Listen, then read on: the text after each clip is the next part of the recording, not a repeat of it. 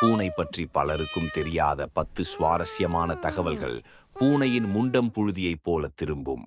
பூனைகள் தங்கள் தலையை 180 டிகிரி வரை திருப்பும் திறன் கொண்டவை. இது அவற்றின் நுண்ணிய எலும்பமைப்பின் காரணமாகும்.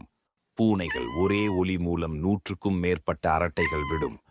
பூனைகளின் குரல் வெளிப்பாடுகள் 100க்கு மேலான வகையான அரட்டைகளை உடையது.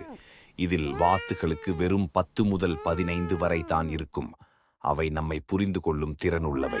பூனைகள் மனிதர்களின் மனநிலையை, முகபாவனைகள், தொனி மற்றும் நடத்தை மூலம் உணரக்கூடியவை. பூனை சுவாசிக்கும் போது ஒரே நேரத்தில் காற்றை இழுக்கும் மற்றும் வெளியேற்றும். பூனையின் உரலெழும்பு புற ஒரு மர்மமான நிகழ்வாக உள்ளது. அது சுவாசிப்பதற்கும் உரல் எழுப்புவதற்கும் ஒரே நேரத்தில் பயன்படும். பூனையின் மூக்கு புள்ளிகள் நோஸ் பிரிண்ட் ஒரே மாதிரி இராது. நமக்கு பிங்கல் மாதிரிகள் இருப்பது போல் ஒவ்வொரு பூனைக்கும் தனித்தனி மூக்குப்புள்ளி வடிவம் உள்ளது. அவை சுறுசுறுப்பாக தூங்குகின்றன. ஆனால் அதிகமாக ஒரு பூனை ஒரு நாளில் சராசரியாக 13 முதல் 16 மணி நேரம் தூங்கும். சில பூனைகள் 20 மணி நேரம் தூங்கும். பூனையின் காதுகள் 180 டிகிரி சுழலக்கூடியவை.